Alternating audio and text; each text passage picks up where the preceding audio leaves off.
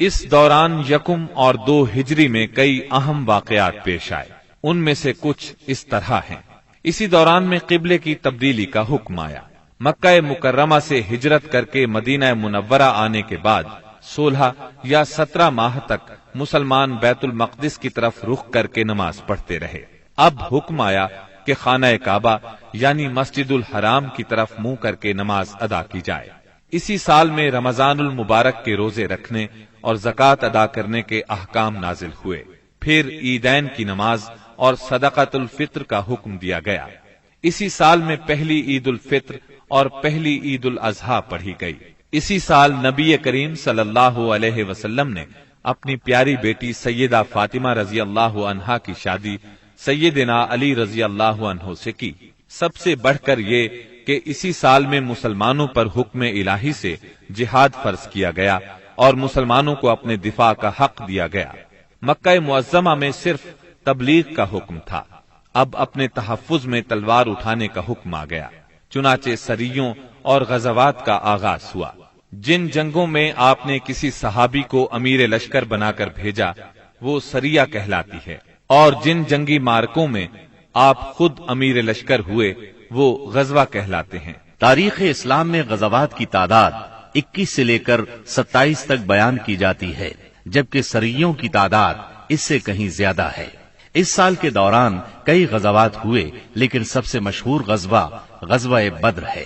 نبی کریم صلی اللہ علیہ وسلم جب ہجرت کر کے مدینہ منورہ پہنچے تو ان دنوں مدینے میں ایک نہایت دولت مند اور با اثر شخص عبداللہ بن ابی تھا۔ ہجرت سے پہلے انصار میں اس کا بہت اثر و رسوخ تھا۔ انصار اسے اپنا سردار بنانے والے تھے، بلکہ اس کی تاج پوشی کے لیے ایک تاج بنوا لیا گیا تھا۔ اسی دوران میں آپ صلی اللہ علیہ وسلم ہجرت کر کے مدینہ پہنچے اور انصار کے دونوں قبائل نے آپ کے ہاتھ پر بیعت کر لی، اور میثاق مدینہ کے ذریعے سے یہودیوں نے بھی آپ کی قیادت کو تسلیم کر لیا۔ اس سے عبداللہ بن ابی کی سرداری کے منصوبے دھرے کے دھرے رہ گئے۔ اس بنا پر اس نے آپ کی مخالفت پر کمر باندھ لی۔ ادھر مشرکین مکہ جو اسلام، مسلمانوں اور رسول اللہ صلی اللہ علیہ وسلم کی دشمنی میں جل بھن رہے تھے، انہوں نے عبداللہ بن ابی کو ایک دھمکی آمیز خط تحریر کیا۔ اس خط میں انہوں نے 2 ٹوک الفاظ میں لکھا: آپ لوگوں نے ہمارے صاحب کو پناہ دے رکھی ہے، اس لیے ہم اللہ کی قسم کھا کر کہتے ہیں یا تو آپ لوگ اس سے لڑائی کریں یا اسے نکال دیں، یا پھر ہم اپنی پوری جمعیت کے ساتھ آپ لوگوں پر چڑھائی کر کے آپ کے سارے جنگجوؤں کو قتل کر دیں گے اور آپ کی عورتوں کی حرمت پامال کر دیں گے۔ جب یہ خط عبداللہ بن ابی اور اس کے ساتھیوں کو ملا تو وہ رسول اللہ صلی اللہ علیہ وسلم سے جنگ کے لیے تیار ہو گئے۔ نبی اکرم صلی اللہ علیہ وسلم کو اس کی خبر ہوئی تو آپ ان کے پاس تشریف لے گئے اور فرمایا: قریش کی دھمکی تم لوگوں پر بہت گہرا اثر کر گئی ہے۔ تم خود اپنے آپ کو جتنا نقصان پہنچا دینا چاہتے ہو، قریش تمہیں اس سے زیادہ نقصان نہیں پہنچا سکتے۔ تم اپنے بیٹوں اور بھائیوں سے خود ہی لڑنا چاہتے ہو۔ نبی اکرم صلی اللہ علیہ وسلم کی یہ بات سن کر لوگ بکھر گئے۔ اس وقت تو عبداللہ بن ابی جنگ کے ارادے سے باز آ گیا، کیونکہ اس کے ساتھی ڈھیلے پڑ گئے تھے یا بات ان کی سمجھ میں آ گئی تھی، لیکن حقیقت میں قریش کے ساتھ اس کے تعلقات خفیہ طور پر قائم رہے، کیونکہ مسلمانوں اور مشرکین کے درمیان شر اور فساد کا کوئی موقع وہ ہاتھ سے جانے نہیں دینا چاہتا تھا۔ پھر اس نے اپنے ساتھ یہود کو بھی ملا رکھا تھا تاکہ اس معاملے میں ان سے بھی مدد حاصل کرے، لیکن وہ تو نبی صلی اللہ علیہ وسلم کی حکمت تھی جو رہ رہ کر شر و فساد کی آگ کو بجھا دیتی تھی۔ مسلمانوں کی ہجرت اور مدینے میں ان کی کامیابی سے کفار مکہ بہت تل ملا رہے تھے اور مدینے پر چڑھائی کے بہانے ڈھونڈ رہے تھے۔ رسول اللہ صلی اللہ علیہ وسلم کے بڑھتے ہوئے اقتدار اور اسلام کی اشاعت نے مکہ میں ابو جہل اور ابو سفیان کو سخت بے چین کر دیا تھا۔ یہی کیفیت مدینے میں عبداللہ بن ابی کی تھی۔ اس نے قریش کے حوصلے بڑھائے اور انہیں یقین دہانی کرائی کہ اگر تم نے مدینے پر دھاوا بولا تو یہودی تمہارا ساتھ دیں گے۔ مسلمان جب سے مدینہ آئے تھے خطرات بڑھتے جا رہے تھے اور ان کے سروں پر منڈلا رہے تھے۔ یہی وجہ تھی کہ مسلمانوں نے راتوں کو جاگ جاگ کر مدینے کا پہرا دیا۔ ادھر قریش نے مدینے کو تباہ و برباد کرنے کا ارادہ کر لیا۔ اس غرض کے لیے انہوں نے کئی قبائل کو اپنا ہم نوا بنا لیا۔ چنانچہ جب نبی صلی اللہ علیہ وسلم کو خبر ہوئی تو آپ نے 2 تدابیر اختیار کی۔ پہلی یہ کہ قریش کی شامی تجارت بند کر دی جائے تاکہ وہ مجبور ہو کر مدینے پر حملہ آور ہونے کا ارادہ ترک کر دیں۔ دوسرے یہ کہ مدینے کے آس پاس کے قبیلوں سے امن و امان کا معاہدہ کیا جائے تاکہ قریش جنگ مسلط کریں تو انہیں غیر جانبدار رکھا جا سکے۔ جب اللہ تعالی کی طرف سے جہاد اور قتال کی اجازت دی گئی تو رسول اللہ صلی اللہ علیہ وسلم نے کئی ایک سرایہ بھیجے اور غزوات میں حصہ لیا۔ ان کی مختصر تفصیل کچھ یوں ہے۔ اس سلسلے میں پہلا سریہ جو رسول اللہ صلی اللہ علیہ وسلم نے بھیجا وہ سریہ سیف البحر کہلاتا ہے۔ اسے آپ نے رمضان 1 ہجری بمطابق مارچ 623 عیسوی میں بھیجا اور اپنے چچا سیدنا حمزہ بن عبد المطلب رضی اللہ عنہ کو اس سریے کا امیر بنایا اور 30 مہاجرین کو ان کے زیر کمان شام سے آنے والے ایک قریشی قافلے کا پتہ لگانے کے لیے روانہ فرمایا۔ اس قافلے میں 300 آدمی تھے جن میں ابو جہل بھی تھا۔ مسلمان ایس کے اطراف میں ساحل سمندر کے پاس پہنچے تو قافلے کا سامنا ہو گیا اور دونوں فریق جنگ کے لیے صف آرا ہو گئے۔ قریب تھا کہ جنگ ہو جاتی لیکن قبیلہ جوہینہ کے سردار نے بیچ بچاؤ کرا دیا۔ دونوں فریق واپس چلے گئے۔ یہ اسلامی تاریخ کا پہلا سریہ اور پہلا فوجی عمل تھا۔ اس کا جھنڈا سفید تھا اور یہ اسلامی تاریخ کا پہلا جھنڈا تھا۔ اس کے علم بردار سیدنا ابو مرصد کناز بن حسین غنوی رضی اللہ عنہ تھے۔ اس کے بعد پے در پے سریے روانہ کیے گئے۔ چنانچہ شوال 1 ہجری میں سیدنا عبیدہ بن حارث رضی اللہ عنہ کو 60 مہاجرین کے ساتھ بطن رابغ کی وادی میں بھیجا گیا۔ وہاں ابو سفیان سے سامنا ہوا جو 200 آدمیوں کے ساتھ تھا۔ دونوں طرف سے تیر چلے لیکن جنگ نہ ہوئی۔ پھر ذی قعد 1 ہجری میں سیدنا سعد بن ابی وقاص رضی اللہ عنہ کو 20 مہاجرین کے ساتھ خرار کی طرف بھیجا گیا جو کہ جوفا کے قریب ایک مقام ہے، لیکن ان کا کسی سے سامنا نہ ہوا۔ اس کے بعد سفر 2 ہجری میں 70 مہاجرین کے ساتھ رسول اللہ صلی اللہ علیہ وسلم خود نکلے اور ابوا یا ودان تشریف لے گئے۔ مہم کا مقصد قریش کے ایک قافلے کی راہ روکنا تھا، لیکن کسی سے سامنا نہ ہوا۔ یہ پہلی مہم تھی جس میں رسول اللہ صلی اللہ علیہ وسلم بذات خود نکلے۔ اس کے بعد ربیع الاول 2 ہجری میں رسول اللہ صلی اللہ علیہ وسلم 200 صحابہ کے ساتھ روانہ ہوئے۔ مقصود قریش کا قافلہ تھا جس میں امیہ بن خلف سمیت قریش کے 100 آدمی اور 2500 اونٹ تھے۔ آپ رضوہ کے اطراف میں مقام بوات تک تشریف لے گئے لیکن کسی سے سامنا نہ ہوا۔ اسی مہینے میں کرز بن جابر فہری نے مشرکین کی ایک مختصر سی فوج کے ساتھ مدینہ کی چراگاہ پر چھاپا مارا اور کچھ مویشی ہانک کر لے گیا۔ رسول اللہ صلی اللہ علیہ وسلم نے 70 صحابہ کے ہمراہ اس کا تعاقب کیا اور بدر کے اطراف میں واقع وادی صفوان تک تشریف لے گئے، لیکن کرز نکل بھاگا۔ اسی واقعے کو بعض لوگ غزوہ بدر اولا بھی کہتے ہیں۔ اس کے بعد آپ جمادی الاولا یا جمادی الاخری 2 ہجری میں 150 یا 200 مہاجرین کے ساتھ ذوالعشیرہ تک تشریف لے گئے۔ مقصود قریش کے ایک قافلے کو روکنا تھا جو ملک شام جا رہا تھا، لیکن آپ کے پہنچنے سے پہلے وہ جا چکا تھا۔ اس سفر میں آپ نے بنو مدلج اور ان کے حلیف بنو زمرہ سے جنگ نہ کرنے کا معاہدہ کیا۔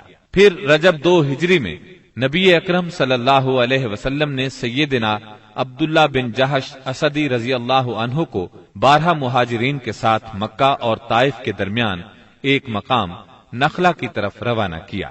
مقصد یہ تھا کہ وہ قریش کے ایک قافلے کی خبر لائیں، مگر ان لوگوں نے قافلے پر حملہ کر کے عمرو بن حضرمی کو قتل اور عبداللہ بن مغیرہ کے بیٹے عثمان اور مغیرہ کے غلام حکیم بن کیسان کو قید کر لیا اور قافلے کو ہانک لائے۔ ان کے ایسا کرنے پر آپ ان سے ناراض ہوئے، چنانچہ قیدیوں کو چھوڑ دیا گیا اور مقتول کا خون بہا ادا کیا گیا۔ یہ واقعہ رجب کی آخری تاریخ کو پیش آیا تھا، اس لیے مشرکین نے شور مچایا کہ مسلمانوں نے حرام مہینے کی حرمت پامال کر ڈالی۔ اس پر سورہ بقرہ کی آیت 217 نازل ہوئی۔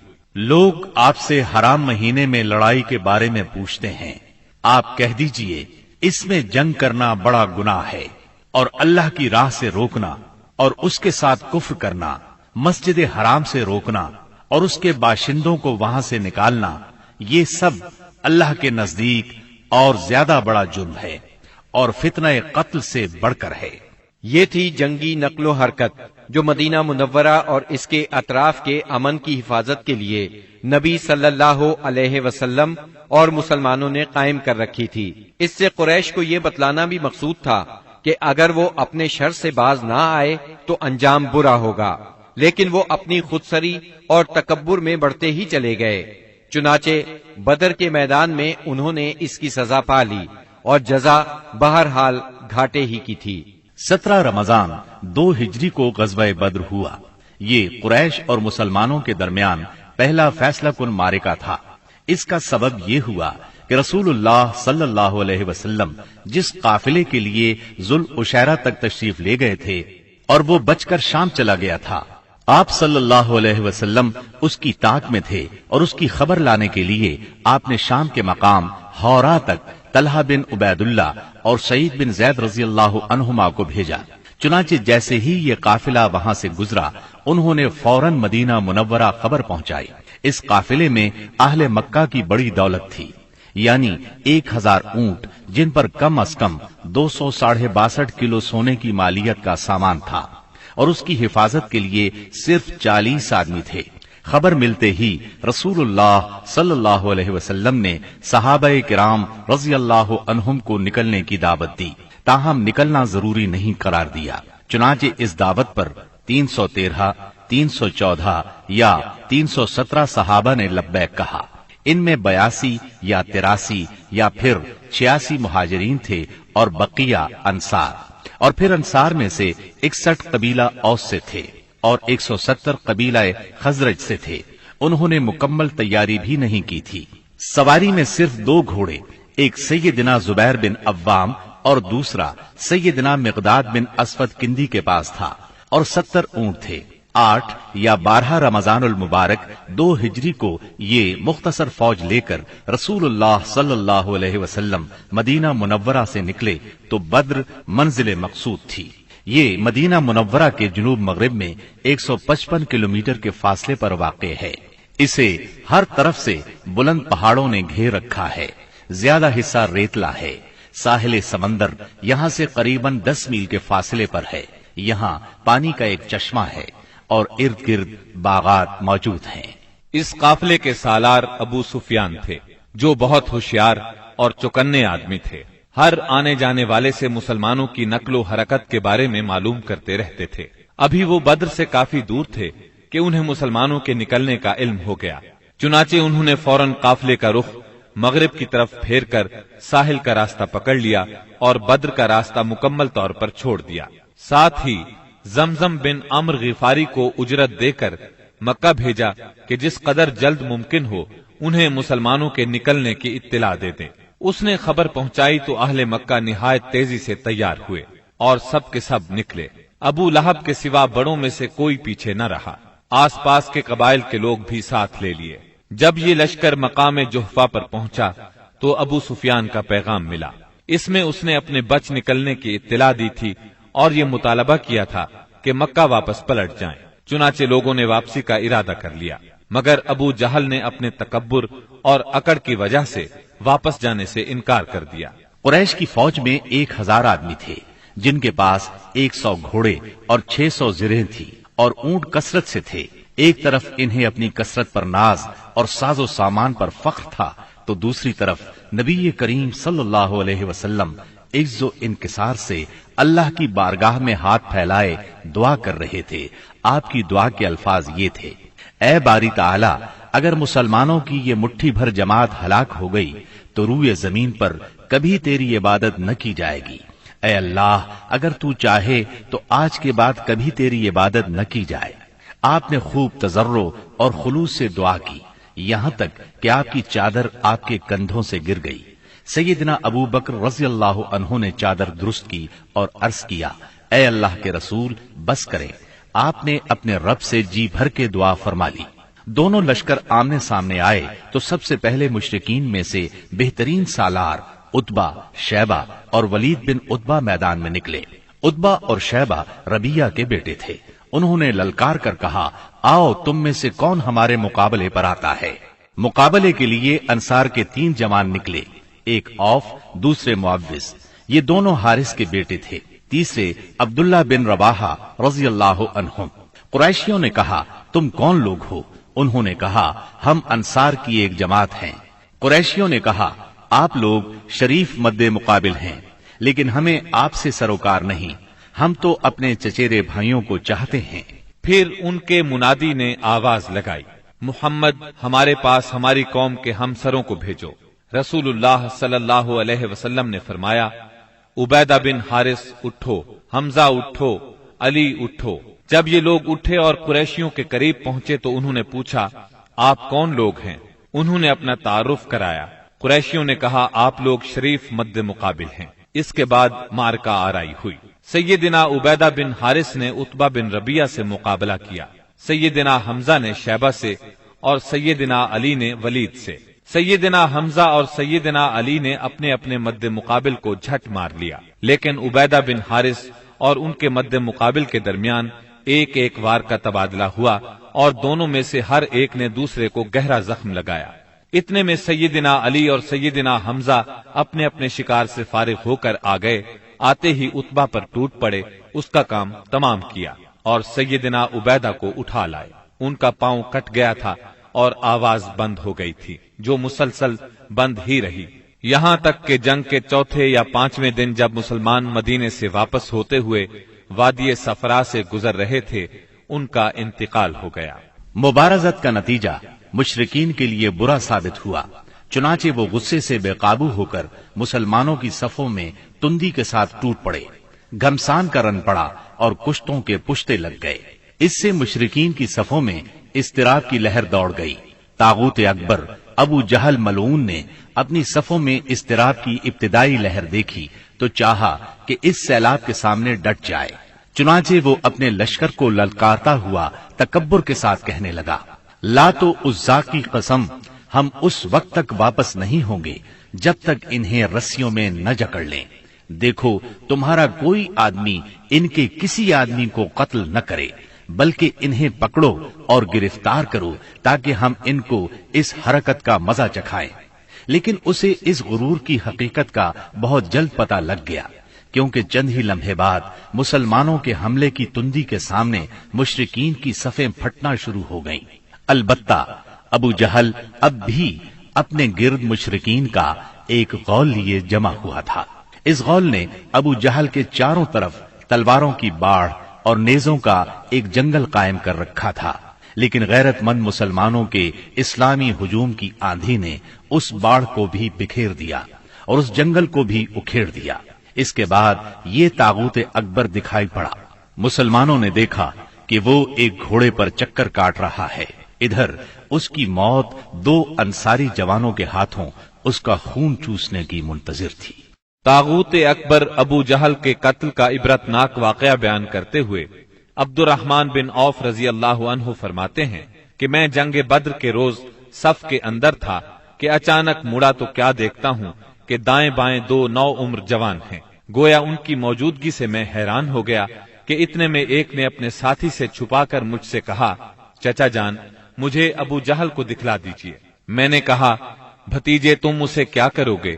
اس نے کہا، مجھے بتایا گیا ہے کہ وہ رسول اللہ صلی اللہ علیہ وسلم کو گالی دیتا ہے۔ اس ذات کی قسم جس کے ہاتھ میں میری جان ہے، اگر میں نے اس کو دیکھ لیا تو میرا وجود اس کے وجود سے الگ نہ ہوگا، یہاں تک کہ ہم میں سے جس کی موت پہلے لکھی ہے وہ مر جائے۔ وہ کہتے ہیں مجھے اس پر تعجب ہوا۔ اتنے میں دوسرے نوعمر نوجوان نے مجھے اشارے سے متوجہ کر کے یہی بات کہی۔ ان کا بیان ہے کہ میں نے چند ہی لمحوں بعد دیکھا کہ ابو جہل لوگوں کے درمیان چکر کاٹ رہا ہے۔ میں نے کہا، ارے دیکھتے نہیں، یہ رہا تم دونوں کا شکار جس کے بارے میں تم مجھ سے پوچھ رہے تھے۔ فرماتے ہیں کہ یہ سنتے ہی وہ دونوں شاہین اپنی تلواریں لیے جھپٹ پڑے اور اسے مار کر قتل کر دیا۔ پھر پلٹ کر رسول اللہ صلی اللہ علیہ وسلم کے پاس آئے. آپ نے فرمایا تم میں سے کس نے قتل کیا ہے؟ دونوں نے کہا میں نے قتل کیا ہے. آپ نے دونوں کی تلواریں دیکھیں اور فرمایا تم دونوں نے قتل کیا ہے. البتہ ابو جہل کا سامان معاذ بن عمرو بن جموح کو دیا. دونوں حملہ آوروں کا نام معاذ بن عمرو بن جموح اور معاذ بن افرا ہے. سیرت نگار ابن اسحاق کا بیان ہے کہ معاذ بن عمرو بن جموح نے کہا کہ میں نے مشرکین کو سنا وہ ابو جہل کے بارے میں کہہ رہے تھے ابو الحکم تک کسی کی رسائی نہ ہو.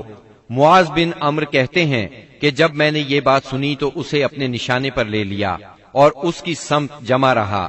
جب گنجائش ملی تو میں نے حملہ کر دیا اور ایسی ضرب لگائی کہ اس کا پاؤں نصف پنڈلی سے اڑ گیا. واللہ جس وقت یہ پاؤں اڑا ہے تو میں اس کی تشبیہ صرف اس گٹھلی سے دے سکتا ہوں جو موصل کی مار پڑنے پر جھٹک کر اڑ جائے. کہتے ہیں کہ ادھر میں نے ابو جہل کو مارا اور ادھر اس کے بیٹے اکرما نے میرے کندھے پر تلوار چلائی جس سے میرا ہاتھ کٹ کر میرے بازو کے چمڑے سے لٹک گیا اور لڑائی میں مخل ہونے لگا. میں اسے اپنے ساتھ گھسیٹتے ہوئے سارا دن لڑا، لیکن جب وہ مجھے اذیت پہنچانے لگا تو میں نے اس پر اپنا پاؤں رکھا اور اسے زور سے کھینچ کر الگ کر دیا. اس کے بعد ابو جہل کے پاس معوذ بن افرا پہنچے. وہ زخمی تھا. انہوں نے اسے ایسی ضرب لگائی کہ وہ وہیں ڈھیر ہو گیا، صرف سانس آتی جاتی رہی. اس کے بعد معوذ بن افرا خود بھی لڑتے ہوئے شہید ہو گئے. جب معرکہ ختم ہو گیا تو رسول اللہ صلی اللہ علیہ وسلم نے فرمایا کون ہے جو دیکھے کہ ابو جہل کا انجام کیا ہوا. اس پر صحابہ کرام اس کی تلاش میں بکھر گئے. عبداللہ بن مسعود رضی اللہ عنہ نے اسے اس حالت میں پایا کہ ابھی سانس آ جا رہی تھی. انہوں نے اس کی گردن پر پاؤں رکھا اور سر کاٹنے کے لیے داڑھی پکڑی اور فرمایا او اللہ کے دشمن، آخر اللہ نے تجھے رسوا کیا نا. اس نے کہا مجھے کاہے کو رسوا کیا؟ کیا جس شخص کو تم لوگوں نے قتل کیا ہے اس سے بھی بلند پایا کوئی آدمی ہے؟ یا جس کو تم لوگوں نے قتل کیا اس سے بھی کوئی اوپر آدمی ہے؟ پھر بولا کاش مجھے کسانوں کی بجائے کسی اور نے قتل کیا ہوتا. اس کے بعد کہنے لگا مجھے بتاؤ فتح کس کی ہوئی؟ عبداللہ بن مسعود رضی اللہ عنہ نے فرمایا اللہ اور اس کے رسول صلی اللہ علیہ وسلم کی. اس کے بعد عبداللہ بن مسعود رضی اللہ عنہ سے جو اس کی گردن پر پاؤں رکھ چکے تھے کہنے لگا او بکری کے چرواہے، تو بڑی اونچی اور مشکل جگہ پر چڑھ گیا. واضح رہے کہ عبداللہ بن مسعود رضی اللہ عنہ مکے میں بکریاں چرایا کرتے تھے. اس گفتگو کے بعد عبداللہ بن مسعود رضی اللہ عنہ نے اس کا سر کاٹ لیا اور رسول اللہ صلی اللہ علیہ وسلم کی خدمت میں لا کر حاضر کرتے ہوئے عرض کیا یا رسول اللہ صلی اللہ علیہ وسلم، یہ رہا اللہ کے دشمن ابو جہل کا سر. آپ نے 3 بار فرمایا واقعی اس اللہ کی قسم جس کے سوا کوئی معبود نہیں. اس کے بعد فرمایا اللہ اکبر، الحمد للہ الذی صدق وعدہ ونصر عبدہ وہزم الاحزاب وحدہ. اللہ اکبر، تمام حمد اللہ کے لیے ہے جس نے اپنا وعدہ سچ کر دکھایا، اپنے بندے کی مدد فرمائی اور تنہا سارے گروہوں کو شکست دی. پھر فرمایا چلو مجھے اس کی لاش دکھاؤ. جب آپ صلی اللہ علیہ وسلم کو لاش دکھائی گئی تو آپ نے فرمایا یہ اس امت کا فرعون ہے. معاذ بن عمرو اور معوذ بن افرا کے ایمان افروز کارناموں کا ذکر ہو چکا ہے. حقیقت یہ ہے کہ اس معرکے میں قدم قدم پر ایمان کے ایسے تابناک نقوش پیش آئے جن میں عقیدت کی قوت اور اصول کی پختگی نمایاں اور جلوگر تھی. اس معرکے میں باپ اور بیٹے میں، بھائی اور بھائی میں صف آرائی ہوئی. اصولوں کے اختلاف پر تلواریں بے نیام ہوئیں اور مظلوم و مقہور نے ظالم و قاہر سے ٹکرا کر اپنے غصے کی آگ بجھائی. ابن عباس رضی اللہ عنہ سے روایت ہے کہ نبی صلی اللہ علیہ وسلم نے صحابہ کرام سے فرمایا مجھے معلوم ہے کہ بنو ہاشم وغیرہ کے کچھ لوگ زبردستی میدان جنگ میں لائے گئے ہیں. انہیں ہماری جنگ سے کوئی سروکار نہیں ہے، لہذا بنو ہاشم کا کوئی آدمی کسی کی زد میں آ جائے تو وہ قتل نہ کرے، اور ابو البختری بن ہشام کسی کی زد میں آ جائے تو وہ اسے قتل نہ کرے، اور عباس بن عبد المطلب کسی کی زد میں آ جائے تو وہ بھی انہیں قتل نہ کرے، کیونکہ وہ بالجبر لائے گئے ہیں۔ اس پر عتبہ کے صاحبزادے ابو حذیفہ رضی اللہ عنہ نے کہا، کیا ہم اپنے باپ بیٹوں، بھائیوں اور کنبے قبیلے کے لوگوں کو قتل کریں گے اور عباس کو چھوڑ دیں گے؟ اللہ کی قسم، اگر اس سے میری مٹ بھیڑ ہو گئی تو میں اسے تلوار کی لگام پہنا دوں گا۔ یہ خبر رسول اللہ صلی اللہ علیہ وسلم کو پہنچی تو آپ نے عمر بن خطاب رضی اللہ عنہ سے فرمایا، کیا رسول اللہ صلی اللہ علیہ وسلم کے چچا کے چہرے پر تلوار ماری جائے گی؟ عمر رضی اللہ عنہ نے کہا، یا رسول اللہ، مجھے چھوڑیے، میں تلوار سے اس شخص کی گردن اڑا دوں، کیونکہ اللہ کی قسم یہ شخص منافق ہو گیا ہے۔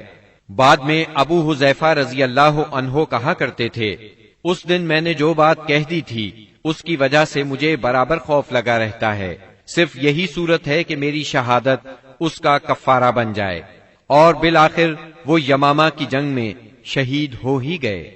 ابو البختری کو قتل کرنے سے اس لیے منع کیا گیا تھا کہ مکے میں یہ شخص سب سے زیادہ رسول اللہ صلی اللہ علیہ وسلم کی ایذا رسانی سے اپنا ہاتھ روکے ہوئے تھا۔ آپ کو کسی قسم کی تکلیف نہ پہنچاتا تھا اور نہ اس کی طرف سے کوئی ناگوار بات سننے میں آتی تھی، اور یہ ان لوگوں میں سے تھا جنہوں نے بنی ہاشم اور بنی مطلب کے بائیکاٹ کا صحیفہ چاک کیا تھا۔ لیکن ان سب کے باوجود ابو البختری کو قتل کر دیا گیا۔ ہوا یہ کہ مجزر بن زیاد سے اس کی مد بھیڑ ہو گئی، اس کے ساتھ اس کا ایک اور ساتھی بھی تھا، دونوں ساتھ ساتھ لڑ رہے تھے۔ مجزر نے کہا، ابو البختری، رسول اللہ صلی اللہ علیہ وسلم نے ہمیں آپ کو قتل کرنے سے منع کیا ہے۔ اس نے کہا، اور میرا ساتھی؟ مجزر نے کہا، نہیں واللہ ہم آپ کے ساتھی کو نہیں چھوڑ سکتے۔ اس نے کہا، اللہ کی قسم، تب میں اور وہ دونوں مریں گے۔ اس کے بعد دونوں نے لڑائی شروع کر دی۔ مجزر نے مجبوراً اسے بھی قتل کر دیا۔ مکے کے اندر جاہلیت کے زمانے سے عبد الرحمن بن عوف رضی اللہ عنہ اور امیہ بن خلف میں باہم دوستی تھی۔ جنگ بدر کے روز امیہ اپنے لڑکے علی کا ہاتھ پکڑے کھڑا تھا کہ اتنے میں ادھر سے عبد الرحمن بن عوف کا گزر ہوا۔ وہ دشمن سے کچھ زرہیں چھین کر لادے لیے جا رہے تھے۔ امیہ نے انہیں دیکھ کر کہا، کیا تمہیں میری ضرورت ہے؟ میں تمہاری ان زرہوں سے بہتر ہوں۔ آج جیسا منظر تو میں نے دیکھا ہی نہیں۔ کیا تمہیں دودھ کی حاجت نہیں؟ مطلب یہ تھا کہ جو مجھے قید کرے گا میں اسے فدیے میں خوب ددھیل اونٹنیاں دوں گا۔ یہ سن کر عبد الرحمن بن عوف رضی اللہ عنہ نے زرہیں پھینک دی اور دونوں کو گرفتار کر کے آگے بڑھے۔ عبد الرحمن بن عوف رضی اللہ عنہ کہتے ہیں کہ میں امیہ اور اس کے بیٹے کے درمیان چل رہا تھا کہ امیہ نے پوچھا، آپ لوگوں میں کون سا آدمی تھا جو اپنے سینے پر شتر مرغ کا پر لگائے ہوئے تھا؟ میں نے کہا، وہ حمزہ بن عبد المطلب رضی اللہ عنہ تھے۔ امیہ نے کہا، یہی شخص ہے جس نے ہمارے اندر تباہی مچا رکھی تھی۔ سیدنا عبد الرحمن رضی اللہ عنہ کہتے ہیں کہ واللہ میں ان دونوں کو لیے جا رہا تھا کہ اچانک بلال رضی اللہ عنہ نے امیہ کو میرے ساتھ دیکھ لیا تو انہوں نے کہا، او ہو کفار کا سرغنہ امیہ بن خلف، اب یا تو میں بچوں گا یا یہ بچے گا۔ میں نے کہا، اے بلال رضی اللہ عنہ، یہ میرا قیدی ہے۔ انہوں نے کہا، اب یا تو میں رہوں گا یا یہ رہے گا۔ پھر نہایت بلند آواز سے پکارا، اے اللہ کے مددگارو، یہ رہا کفار کا سرغنہ امیہ بن خلف، اب یا تو میں رہوں گا یا یہ رہے گا۔ عبد الرحمن بن عوف رضی اللہ عنہ کہتے ہیں کہ اتنے میں لوگوں نے ہمیں گھیرے میں لے لیا۔ میں ان کا بچاؤ کر رہا تھا مگر ایک آدمی نے تلوار سے اس کے بیٹے کے پاؤں پر ضرب لگائی اور وہ وہیں گر گیا۔ ادھر امیہ نے اتنے زور سے چیخ ماری کہ میں نے ویسی چیخ کبھی سنی ہی نہ تھی۔ میں نے کہا، نکل بھاگو، مگر آج بھاگنے کی گنجائش نہیں۔ اللہ کی قسم میں تمہارے کچھ کام نہیں آ سکتا۔ عبد الرحمن رضی اللہ عنہ فرماتے ہیں کہ لوگوں نے اپنی تلواروں سے ان دونوں کو کاٹ کر ان کا کام تمام کر دیا۔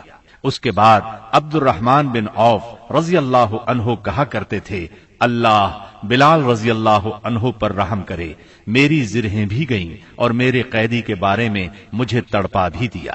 سیدنا عمر بن خطاب رضی اللہ عنہ نے اپنے ماموں عاص بن ہشام بن مغیرہ کو قتل کیا۔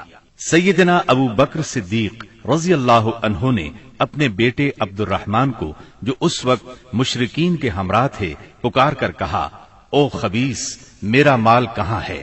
عبد الرحمن نے جواب میں ایک شعر کہا جس کا ترجمہ یوں ہے، ہتھیار، تیز رو گھوڑے اور اس تلوار کے سوا کچھ باقی نہیں جو بڑھاپے کی گمراہی کا خاتمہ کرتی ہے۔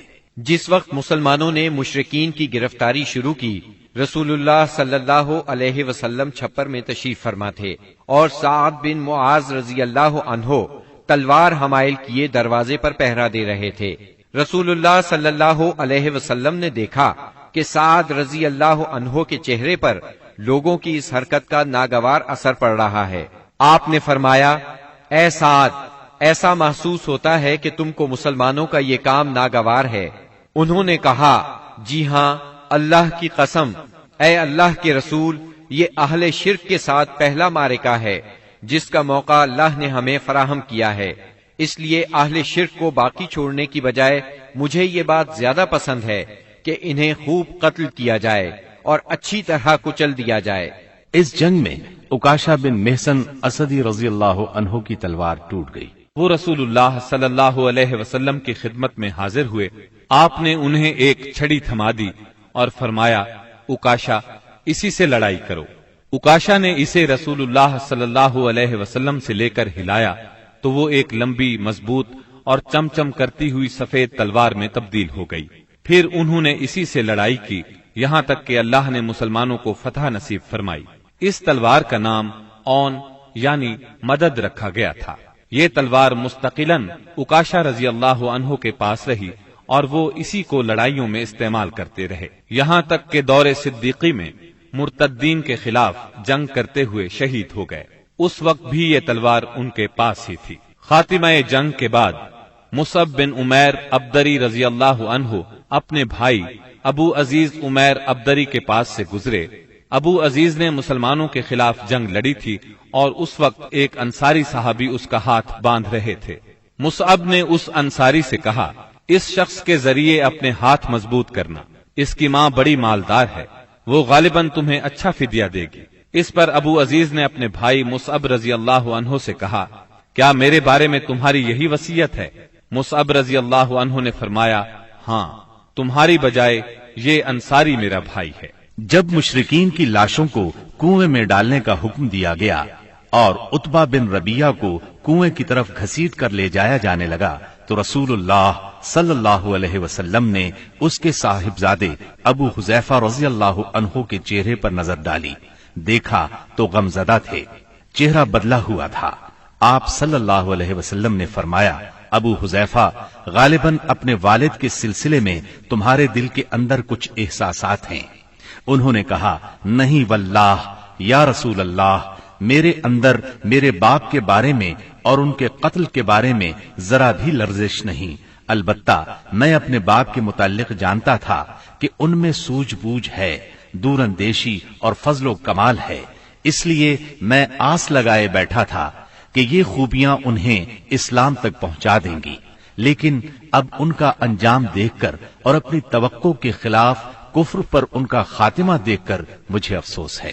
اس پر رسول اللہ صلی اللہ علیہ وسلم نے سیدنا ابو حذیفہ رضی اللہ عنہ کے حق میں دعائے خیر فرمائی اور ان سے بھلی بات کہی۔ آخر کار اسلام نے کفر پر فتح پائی۔ اس غزوہ بدر میں قریش کا سردار ابو جہل بھی مارا گیا۔